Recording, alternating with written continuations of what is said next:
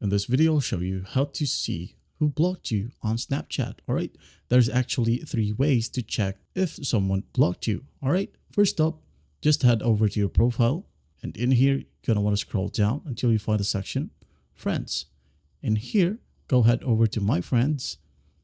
And you should be able to see the list of people right here. Just go ahead and use the search function and type in the name of your friend. All right. If you can see the person right here, they most likely blocked you. Another way to find the person, if they really did block you, is just by going to the people icon right here.